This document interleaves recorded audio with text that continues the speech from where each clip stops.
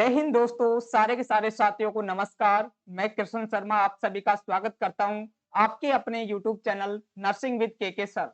कैसे हैं सारे के सारे? बहुत अच्छे होंगे, स्वस्थ होंगे, मस्त होंगे और आपकी पढ़ाई भी बहुत अच्छी चल रही होगी। जैसा कि आपको पता है, आपसे एक वादा किया गया था कि संपूर्ण जो पीडियाट्रिक नर्सिंग है उसकी थ्योरी क्लासेज आपको मुफ्त में पढ़ाई जाएंगी और उसी वादे को निभाने में आपके सामने प्रस्तुत हो गया हूं। कहते हैं कि तू हंस तू मुस्कुरा, बस रोना कम कर दे, जिंदा है तो जा, जिंदगी की नाक में दम कर दे। इसी आशा और उम्मीद के साथ मैं आपके सामने प्रस्तुत हूँ। दोस्तों बने रहिएगा क्लास के अंत तक, ताकि अपन क्या कर सके, ज्यादा से ज्यादा नॉलेज अपन इकट्ठा करके और क्या करें, जो पीडियाट्रिक के जितने भी एमसीक्यूज है उनको सोल्व कर पाए। देखो, जो पीडियाट्रिक नर्सिंग है उसकी अगर अपन वो करे बात, तो आज अपन स्टार्ट कर रहे हैं पीडियाट्रिक नर्सिंग की सेकंड क्लास है और इसमें अपन बात करेंगे क्या होती है पीडियाट्रिक। सर, बात की जाए पीडियाट्रिक नर्सिंग की, किसकी बात की जाए दोस्तों? पीडियाट्रिक नर्सिंग की।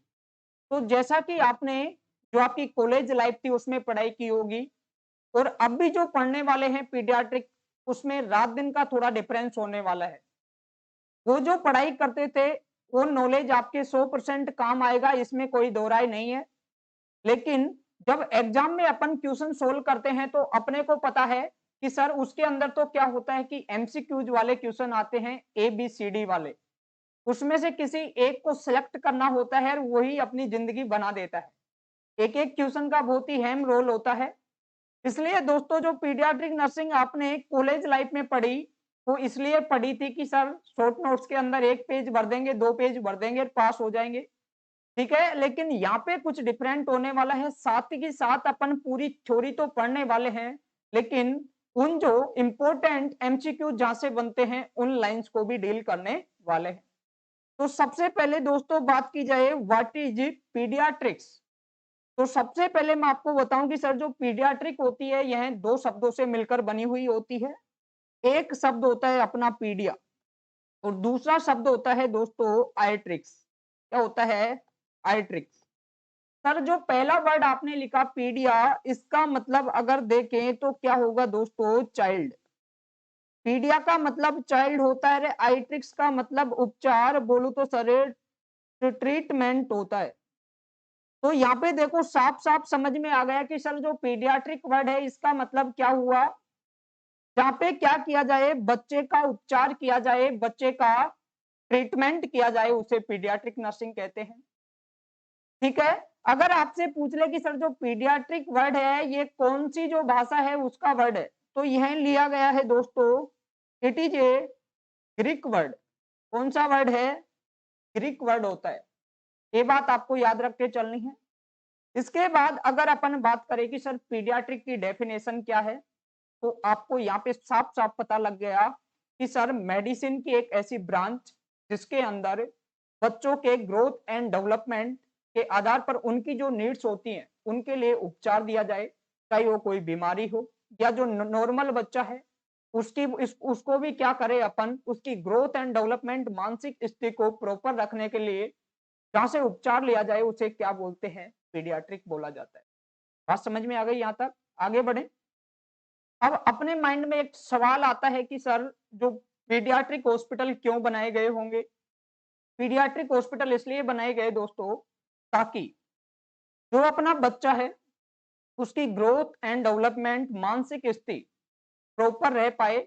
अगर मान के चलो आपके और मेरे हॉस्पिटल में उसको एडमिट कराएं, तो क्या होगा? बच्चा अपना प्रॉपर उसको एनवायरनमेंट नहीं मिलेगा। दूसरी चीज, बच्चे की जो इम्यूनिटी है वो भी क्या होती है दोस्तों? कमजोर होती है। और बच्चे की इम्यूनिटी अगर कमजोर है तो उसको सेकेंडरी इंफेक्शन लगने के चांसेज होते हैं। यहां से बनता है सेकंड क्वेश्चन, अपने क्या पूछता है एग्जामिनर की सर जो पीडियाट्रिक एज ग्रुप है उसके बारे में भी बता दीजिएगा। क्या पूछेगा?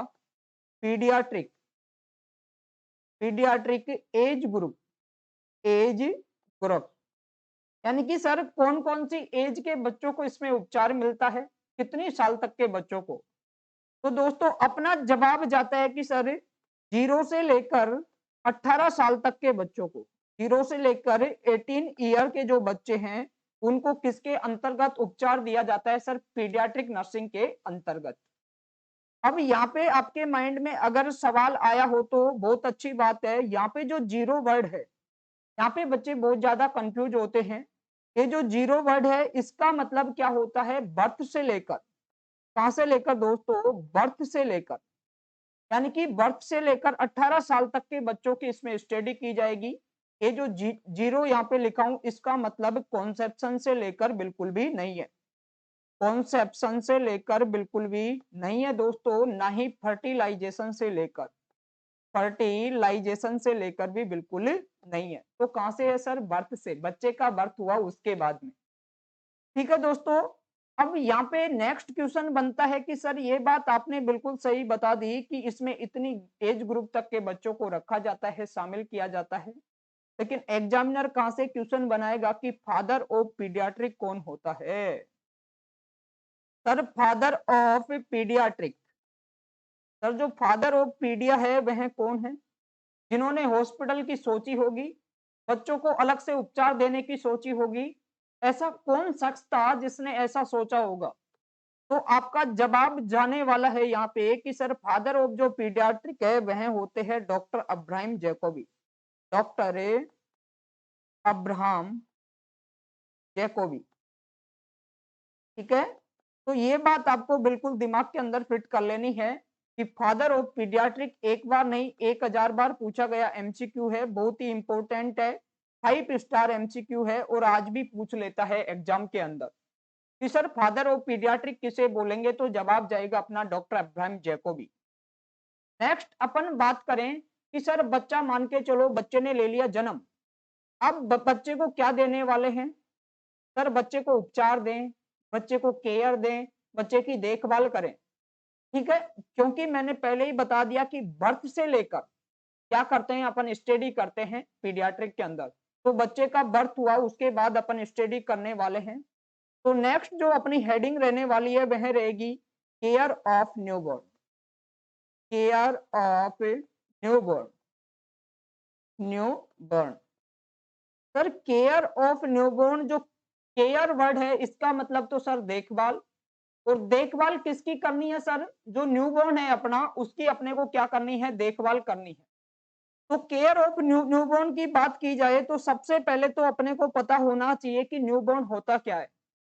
न्यूबॉर्न का मतलब देखिएगा, जो बच्चा कैसा हुआ, न्यू का मतलब नया, बोर्न का मतलब पैदा हुआ। अभी अभी बच्चा पैदा हुआ उसे क्या बोलेंगे? न्यूबॉर्न बोलेंगे। अभी आपसे मैं एक सवाल पूछता हूं और माइंड के अंदर आपको इसको सोचना है और इसका जवाब देना है।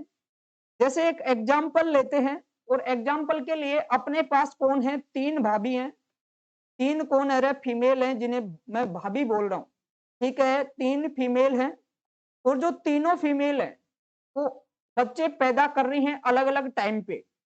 जैसे एक फीमेल की जो डिलीवरी हुई है वह हुई है 34 वीक पर, एक फीमेल है उसकी डिलीवरी हुई है 37 वीक पर, और एक फीमेल की जो डिलीवरी है वह हुई है 43 वीक पर। अब आपसे अगर मैं पूछूं कि इनमें से कौन सी जो फीमेल है उसका बच्चा न्यूबॉर्न होगा, कौन सी फीमेल का बच्चा न्यूबॉर्न होगा, आपने सोच लिया होगा तो जवाब दीजिएगा। मैक्सिमम बच्चों का जो जवाब आ रहा है वह आ रहा है 37 वीक। यस और नो? बिल्कुल सर, लेकिन वो जवाब आपका बिल्कुल ही गलत है। क्यों है गलत? क्योंकि न्यूबॉर्न का मैं बताया कि अब भी नया नया बच्चा पैदा हुआ, तो अगर मान के चलो 34 वीक के बच्चा पैदा हुआ तो वो भी कैसा है? बच्चा तो न्यूबॉर्न ही है, तो इसके बच्चे को भी न्यूबॉर्न बोलेंगे, 33 वीक वाले के बच्चे को भी न्यूबॉर्न बोलेंगे, और 43 वीक वाले बच्चे को भी न्यूबॉर्न बोलने वाले हैं।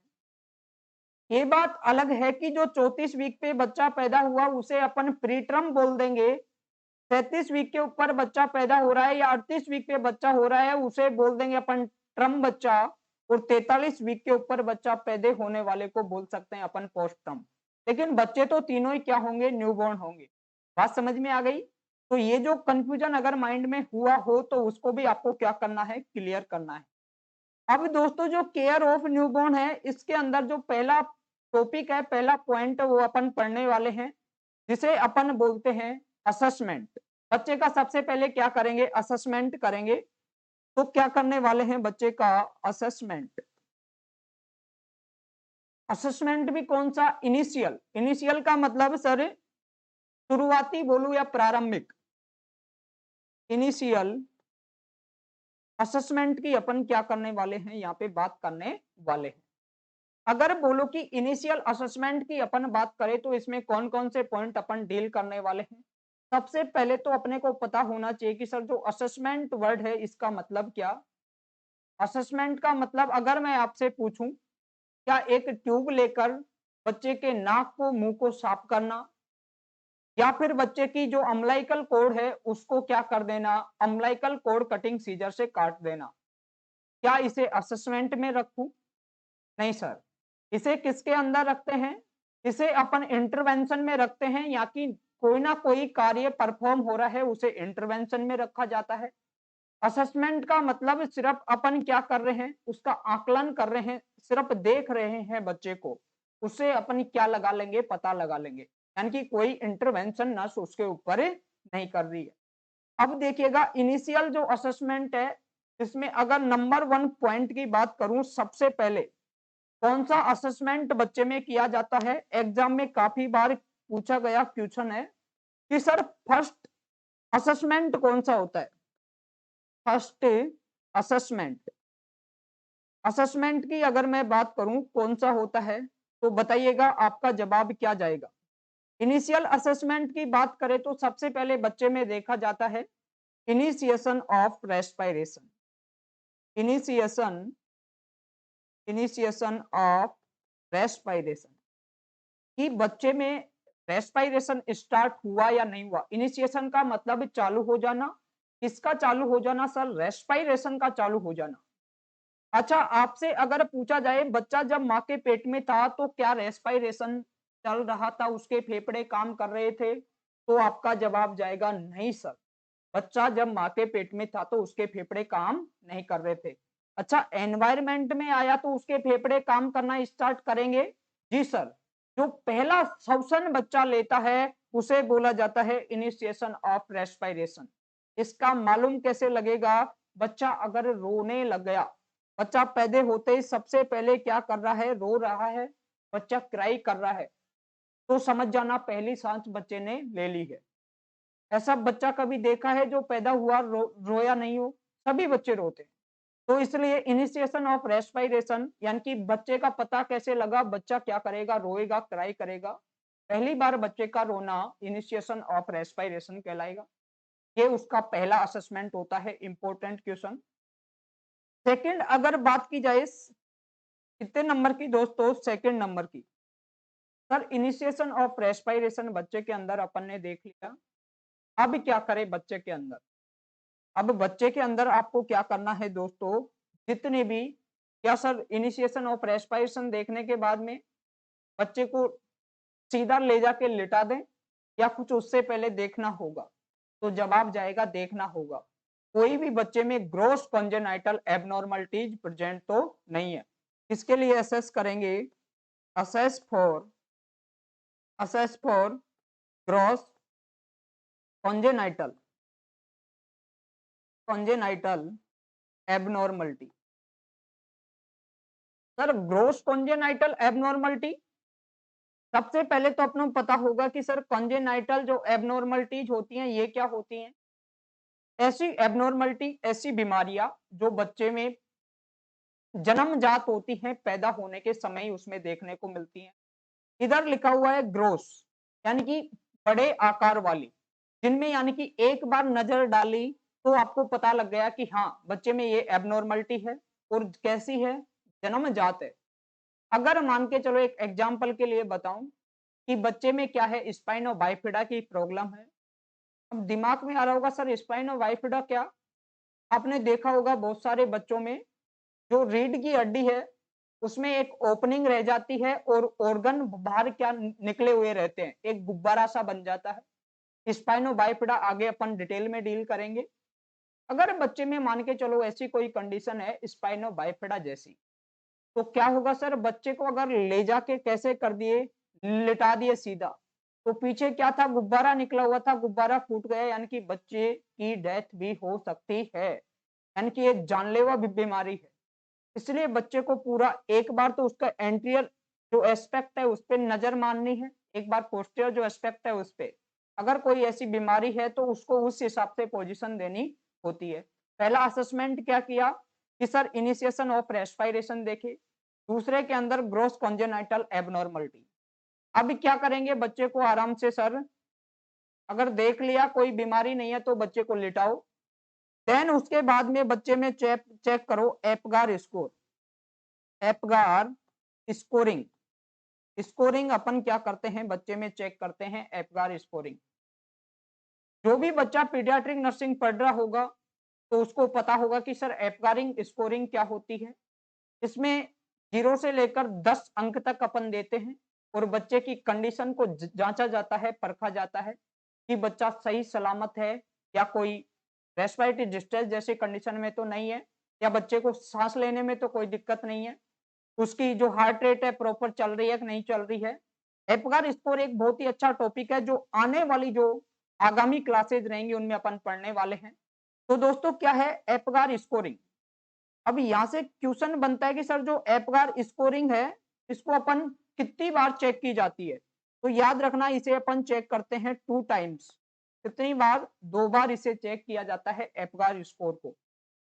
एक बार तो कब चेक करते हैं सर, बच्चे का जैसे ही बर्थ हुआ तो 1 मिनट के ऊपर चेक करते हैं, और एक करते हैं अपन बच्चे के बर्थ के बाद में 5 मिनट पर। कितनी मिनट पर दोस्तों? 5 मिनट पर।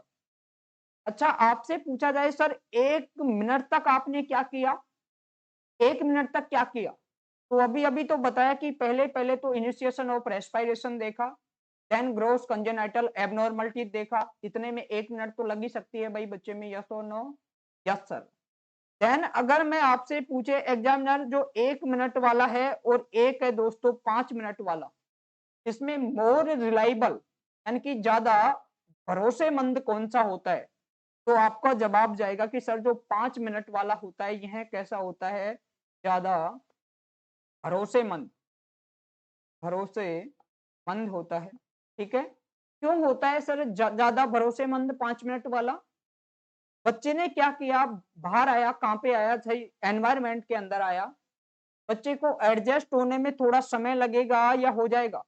सर बच्चे को थोड़ा समय लगेगा, इसलिए उसको एग्जैक्ट जो रीडिंग देखने के लिए 5 मिनट वाले को मोर रिलायबल माना जाता है। अगर एपगार स्कोर 5 मिनट के ऊपर भी कैसा आ रहा है, ऊपर नीचे आ रहा है, तो एक एपगार स्कोर और चेक कर लेते हैं जो करते हैं 10 मिनट के ऊपर। ठीक है, लेकिन आपको याद रखना है 2 टाइम परफॉर्म किया जाता है, एक 1 मिनट पे और 5 मिनट पे। 5 मिनट वाला मोर रिलायबल होता है यानी कि ज्यादा भरोसेमंद। अच्छा 3 क्या देख लिए, इनिशियल असेसमेंट। अगर मैं बात करूं नंबर 4, किसकी बात करूं दोस्तों, नंबर 4 यानी कि डी की। एपगार स्कोरिंग चेक कर ली, उसके बाद में बच्चे में क्या मॉनिटर करते हैं, monitor monitor for respiratory distress, respiratory distress, इसको शॉर्ट के अंदर लिखते हैं आरडी से। यानी कि सर बच्चा रेस्पिरेटरी डिस्ट्रेस के अंदर तो नहीं है, उसे चेक करने वाले हैं अब बच्चे के अंदर। लेकिन यहाँ पे देखो एक वर्ड लिखा हुआ है मॉनिटर। क्या लिखा हुआ है? मॉनिटर। ये वो वाला मॉनिटर नहीं है जो आप और हम स्कूल में क्या बनते थे, मॉनिटर। जो बच्चे पढ़ाई नहीं करते थे उनके लिए लेके आते थे चाबुक और उनकी करवाते थे धुनाई, वो वाला मॉनिटर नहीं है। देखो यहाँ पे 2 चीज है, एक तो असेसमेंट। जो असेसमेंट है इसका मतलब होता है कि अपन असेस कर रहे हैं बस। लेकिन दोस्तों जो मॉनिटर वर्ड है इसका मतलब कंटिन्यूअसली उसको मॉनिटर करना है। कंटिन्यूअसली क्या करना है, मॉनिटर किसी चीज को। अपन कंटिन्यूअसली क्या कर रहे हो, मॉनिटर कर रहे हो। कंटिन्यूअस वर्ड जुड़ गया इसके आगे। तो किसको? सर रेस्पिरेटरी डिस्ट्रेस को अपन बच्चे के अंदर देख रहे हैं। तो याद रखना इसके अंदर कुछ सिम्टम्स दिखाई देते हैं जिसका अंदाजा आप और हम लगा सकते हैं रेस्पिरेटरी डिस्ट्रेस का। अब कौन कौन से सिम्टम्स होंगे उनकी बात कर लेते हैं। तो नंबर 1 पे बात की जाए कौन सा सिम्टम होगा सर, तो पहला जो सिम्टम है वह होता है नेजल फ्लेयरिंग। नेजल फ्लेयरिंग मतलब क्या सर? नेजल जो फ्लेयरिंग है इसका मतलब क्या है वो चीज को समझने की कोशिश कीजिएगा। जो नेजल फ्लेयरिंग वर्ड है इसका मतलब हिंदी के अंदर होता है नथुनों का फूल जाना, यानी कि जो नाक के आपके छेद हैं इनका फूल जाना नेजल फ्लेयरिंग कहलाता है। अब इसको समझने के लिए आपको प्रयास करना होगा, जैसे मान के चलो बच्चा रेस्पिरेटरी डिस्ट्रेस के अंदर होगा, तो बच्चे के अंदर क्या होगा दोस्तों, यानी कि सांस लेने में दिक्कत हो रही होगी। अच्छा, सांस लेने में दिक्कत हो रही होगी तो उसके पास पर्याप्त मात्रा में ऑक्सीजन पहुंच रही होगी या नहीं पहुंच रही होगी? आपका जवाब जाएगा सर नहीं पहुंच रही होगी। जी हाँ, नहीं पहुंच रही होगी तो क्या करेगा सर, बॉडी कंपनसेटरी मैकेनिज्म करने की कोशिश करेगी। बॉडी कैसे कंपनसेट करेगी? अच्छा सर देख लीजिएगा, ये नाक के क्या थे, नथुने थे, पहले इतने इतने थे, यानी कि इसमें से जो ऑक्सीजन जारी थी उसकी मात्रा से बॉडी में काम नहीं चल रहा था। सर अब क्या कर दिया जाए, ये जो नाक के नथुने थे इनको मोटा कर दिया जाए तो क्या होगा, जो ऑक्सीजन जाएगी उसकी मात्रा बढ़ेगी या कम होगी? तो आपका जवाब जाएगा सर बढ़ जाएगी, जिससे बच्चे में क्या होंगे, चांसेज होंगे ठीक होने के। इसलिए एक कंपनसेटरी मैकेनिज्म होती है और इसलिए नाक के जो नथुने हैं वो फूल जाते हैं। बात समझ में आई या नहीं आई? पहला सिम्टम क्या होगा, नेजल फ्लेयरिंग, किसका, रेस्पिरेटरी डिस्ट्रेस का। एग्जाम में एक बार नहीं बहुत बार पूछे गए क्वेश्चन है दोस्तों, यहाँ पे इंपॉर्टेंट लगा लेना कि सर जो नेजल क्या होगा सर, रेस्पिरेटरी डिस्ट्रेस के अंदर कौन कौन से सिम्टम इंक्लूड हैं, एक्सेप्ट किसी तीन का नाम देगा जो है, एक को छोड़ देगा, ठीक है ना? तो ऐसा आपको याद रख के चलना है। अगर अपन पूरे सिम्टम अपने को याद है तो कोई दिक्कत ही नहीं है एमसीक्यू सोल्व करने में। सेकंड नंबर पे बात की जाए तो वह होता है जो नेजल अपनी फ्लेयरिंग थी इसके बाद में इंटरकोस्टल रिट्रैक्शन। इंटरकोस्टल रिट्रैक्शन मतलब क्या, पहले तो ये जो शब्द है इसका कर लो संधि विच्छेद। इंटर का मतलब होता है दोस्तों अंदर, सर कोस्टल का मतलब अपनी पसलियां क्या होती हैं, पसलियां। अगर सर रिट्रैक्शन की बात करें तो धस जाना, क्या हो जाना, धस जाना, ठीक है सर। यानी कि जो पसलियां हैं उनके बीच की जो मसल है इंटरकोस्टल मसल, उनका पसलियों के अंदर धस जाना इंटरकोस्टल रिट्रैक्शन कहलाता है। अब रेस्पिरेटरी डिस्ट्रेस में ऐसी कंडीशन क्यों देखने को मिली, इसको एक अपन देखते हैं डायग्राम की सहायता से। किसकी सहायता से दोस्तों, जो अपना डायग्राम है इसकी सहायता से इसको देखने की कोशिश करेंगे। बात आ रही है आपको समझ में, यस और नो? जी सर हमें बात समझ में आ रही है। ओके, तो एक बार के लिए आपको कंटिन्यूअस ये जो डायग्राम आपकी स्क्रीन के ऊपर है इसको देखना है ताकि आपको अच्छे से पता चले। बात कर रहा हूं इंटरकोस्टल रिट्रैक्शन की। देखो ये हैं बच्चे की पसलियां, ये क्या है दोस्तों, बच्चे की पसलियां हैं। और ये जो पसलियां हैं इनके बीच में देखो ये क्या हो गया दोस्तों, इसकी जो मसल थी ये अंदर की साइड धस गई, अंदर की साइड धस गई। तो इस बच्चे को देख के अपन अनुमान लगा सकते हैं कि ये बच्चा किसके अंदर गया, रेस्पिरेटरी डिस्ट्रेस के अंदर गया। और दोस्तों अगर जब ऐसी कंडीशन आई तो क्यों आई सर, तो इसके लिए मैं आपको बताता हूं कि सर ये बच्चे के फेफड़े थे, मान के चलो ये क्या थे दोस्तों, बच्चे के फेफड़े, ठीक है। ये क्या थे, बच्चे के फेफड़े थे सर। और जो फेफड़े थे इनसे लगी हुई थी अपनी इंटरकोस्टल मसल, क्या लगी हुई थी, इंटरकोस्टल मसल लगी हुई थी। बच्चा जब रेस्पिरेटरी डिस्ट्रेस में गया होगा तो उसके फेफड़े सुकड़े होंगे या नहीं सुकड़े होंगे? अगर गुब्बारे में से हवा निकाल दूं तो मुझे बताओ गुब्बारा पिचकेगा या नहीं पिचकेगा? बिल्कुल सर पिचकेगा। तो अगर ये फेफड़े क्या हो रहे हैं, सिकुड़ रहे हैं, पिचक रहे हैं, तो किससे जुड़े हुए हैं सर, इंटरकोस्टल मसल से जुड़े हुए हैं। तो ये मसल अंदर की साइड धसेंगी या नहीं धसेंगी? बिल्कुल सर धसेंगी। इसलिए बच्चा जब जब रेस्पिरेटरी डिस्ट्रेस में जाता है तो उसमें क्या देखने को मिलता है, इंटरकोस्टल रिट्रैक्शन देखने को मिलता है। इंटरकोस्टल रिट्रैक्शन आपको समझ में आ गया होगा, यस और नो? ये था दूसरा सिम्टम। अब बात करते हैं सिम्टम नंबर 3 की। तीसरा सिम्टम क्या देखने को मिलता है रेस्पिरेटरी डिस्ट्रेस में? अब तीसरे सिम्टम का नाम होता है ग्रांटिंग साउंड। कौन सा साउंड दोस्तों, ग्रांटिंग साउंड। मतलब क्या ग्रांटिंग साउंड का, कि सर जब क्या हो रहा है, बच्चा सांस ले रहा है तो एक आवाज सुनाई देती है खरखराट की, उसे बोला जाता है ग्रांटिंग साउंड। और याद रखना एग्जामिनर का फेवरेट क्वेश्चन अगर डीप जाके पूछता है तो पूछ लेगा ग्रांटिंग साउंड रेस्पिरेटरी डिस्ट्रेस में ड्यूरिंग इंस्पायरेशन देखने को मिलता है या एक्सपायरेशन। जवाब के अंदर जाएगा सर एक्सपायरेशन। जब बच्चा सांस छोड़ता है उस टाइम अपने को ग्रांटिंग साउंड देखने को मिलता है। सर ऐसा क्यों होता है, ग्रांटिंग साउंड क्यों देखने को मिला? देखो अगर बच्चा क्या कर रहा है, रेस्पिरेटरी डिस्ट्रेस में है तो उसका जो एयरवे है उसमें कहीं ना कहीं क्या भरे हुए होंगे दोस्तों, सिक्रेशंस भरे हुए होंगे। तो बच्चा जब सांस लेगा तो आपको पता है सांस लेगा तो फोर्स के साथ ले रहा है, तो क्या कर रहा है, उसकी जो श्वसन नली थी वो हल्की सी डायलेट हुई, यानी कि सांस तो ले लिया लेकिन जब छोड़ रहा है तो वो वापस उसी कंडीशन में आ रही है और अंदर क्या भरे हुए हैं, सिक्रेशन। अच्छा कोई आपने देखा होगा ये प्रैक्टिकल लाइव भी आपने सोचा होगा कि कोई नलकी है उसमें भरा हुआ है कुछ भी पानी वगैरह और उसमें आप फूंक देते हो तो एक विशेष प्रकार की आवाज आती है, ठीक है ना? तो ऐसी आवाज जब स्टेथोस्कोप डॉक्टर लगा के सुनेगा, उसके जो फेफड़े हैं या मैं बोलूं उसका जो श्वसन मार्ग है वहां पे स्टेथोस्कोप से सुनेगा तो बच्चे में ग्रांटिंग साउंड देखने को मिलेगा। ये भी किसका सिम्टम होता है, रेस्पिरेटरी डिस्ट्रेस का। अगर बात करें नंबर 4 की, इसकी बात करें दोस्तों नंबर 4, तो आपको पता है कि सर सांस लेने में दिक्कत हो रही होगी तो बच्चा किसमें चल जाएगा, टेकीपीनिया के अंदर। किसमें दोस्तों, टेकीपीनिया, ठीक है, बच्चा चल जाएगा टेकीपीनिया में। यहाँ से एक इंपॉर्टेंट एग्जाम का क्वेश्चन लेके जाइएगा, अगर आपसे पूछे नॉर्मल रेस्पिरेटरी रेट किसकी, बच्चे की, तो बता क्या ना सर 30 से लेकर 60 ब्रीथ पर मिनट होती है। लेकिन बच्चा किसमें, टेकीपीनिया में, यानी कि श्वसन दर उसकी नॉर्मल से ज्यादा हो गई। ऐसी जो कंडीशन है उसमें लगभग 70 से लेके 80 तक क्या पहुंच गई, मान के चलो कि श्वसन दर पहुंच गई, तो उसे बताओ नॉर्मल रेस्पिरेशन बोलूं या टेकीपीनिया? आपका जवाब जाएगा कि सर उसे तो आप क्या बोलो, टेकीपीनिया बोलो। ठीक है, तो सर ये जो टेकीपीनिया है क्यों हुआ?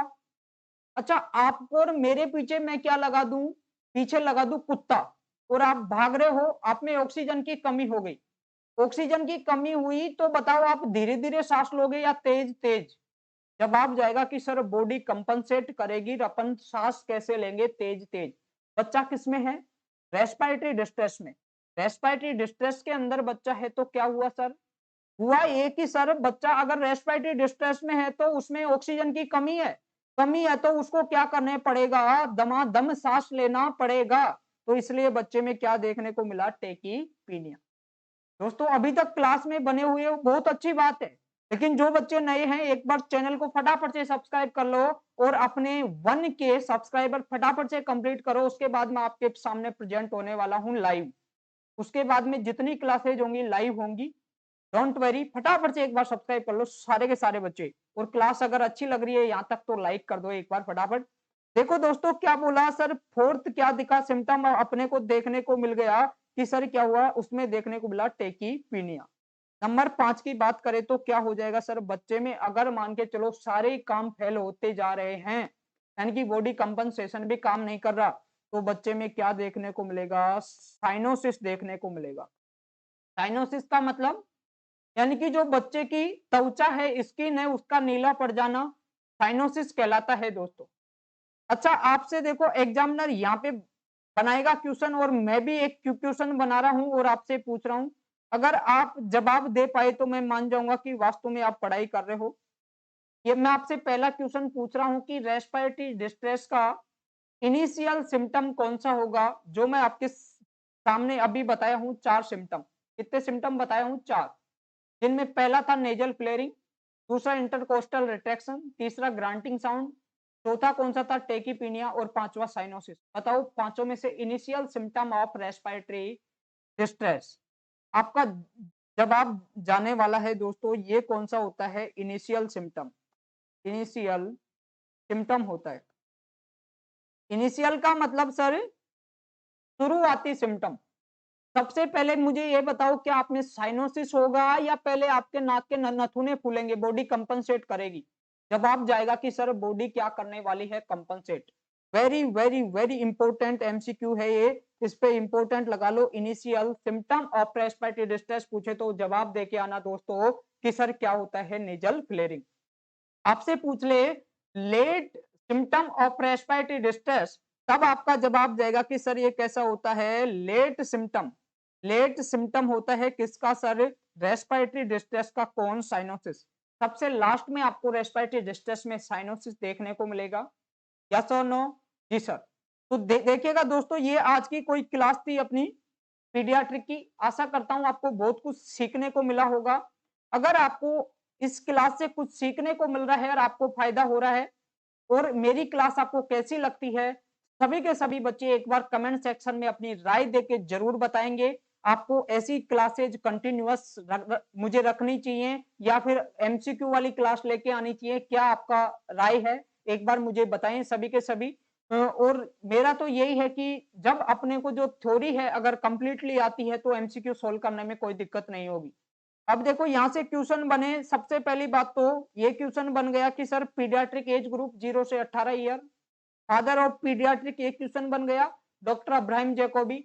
उसके बाद में केयर ऑफ न्यूबॉर्न पढ़ना स्टार्ट किया, न्यूबॉर्न का मतलब समझा दिया, यानी कि एक एग्जांपल देके भी आपको बताया। इनिशियल असेसमेंट स्टार्ट किए, तो ये बहुत ही एग्जामिनर का फेवरेट क्वेश्चन। फर्स्ट असेसमेंट क्या होता है? तो जवाब जाएगा इनिशिएशन ऑफ रेस्पिरेशन। कैसे पता लगेंगे? बच्चा रोएगा, ऐसे करेगा बच्चा, ठीक है। उसके बाद में assessment for gross congenital. Gross का मतलब बड़े आकार पर, एग्जाम्पल पे भी बताया कि सर जैसे स्पाइनो बाइपिडा हो तो बच्चे को पोजीशन कुछ डिफरेंट देने वाले हैं। उसके बाद में बच्चे में एपगार स्कोर चेक करते हैं। इसमें ये इंपॉर्टेंट क्वेश्चन बनता है कि 5 मिनट वाला क्या होता है मोर रिलायबल। 2 बार असेसमेंट किया जाता है। अगर आपसे पूछ ले कि सबसे पहले कितने मिनट पे असेसमेंट किया जाता है एपगार स्कोर का, तो जवाब जाएगा 1 मिनट पे। मॉनिटर ऑफ रेस्पिरेटरी डिस्ट्रेस, जो रेस्पिरेटरी डिस्ट्रेस है उसके लिए मॉनिटर करेंगे, लेकिन सर हमें पता कैसे लगेगा? कुछ 5 सिम्टम होते हैं रेस्पिरेटरी डिस्ट्रेस का, जिसमें इनिशियल सिम्टम होता है नेजल फ्लेयरिंग, सेकंड होता है इंटरकोस्टल रिट्रैक्शन, जो बहुत ही अच्छे से समझा दिया। तीसरे नंबर पे होता है ग्रांटिंग साउंड, जिसे ये कब सुनाई देता है?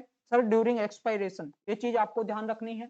उसके बाद में सर टेकीपीनिया, एग्जामिनर पूछे कि जो नॉर्मल रेस्पिरेटरी रेट कितनी होती है, जवाब दे के आना है कि सर 30 से लेके 60 होती। देन अगर मान के चलो टेकीपीनिया में गया तो सर नॉर्मल से ज्यादा हो जाएगी। उसके बाद बात करें कि सर साइनोसिस, यानी कि सर हमारी जो बॉडी है उसका ब्लूइश डिस्कलरेशन। किसका? सर हमारी जो बॉडी है उसका ब्लूइश ब्लूइश डिस्कलरेशन। क्या हो जाना दोस्तों? ब्लूइश डिस्कलरेशन हो जाना।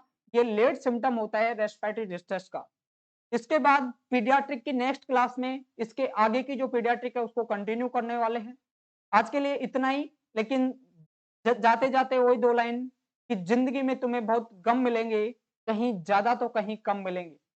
जिंदगी में तुम्हें बहुत गम मिलेंगे, कहीं ज्यादा तो कहीं कम मिलेंगे। जब भी जरूरत हो जिंदगी में तो दिल से आवाज देना, मेरे रसगुल्लो उस मोड़ पर आपके के सर मिलेंगे। जय हिंद, जय Bharat, love you all of you. अगर क्लास अच्छी लगी तो कमेंट्स करके जरूर बताएं, और आपके जो कमेंट्स हैं उनको नेक्स्ट क्लास के अंदर मैं लेके आऊंगा संपूर्ण कमेंट्स को। ठीक है दोस्तों, आज के लिए इतना ही। Bye, take care, thank you.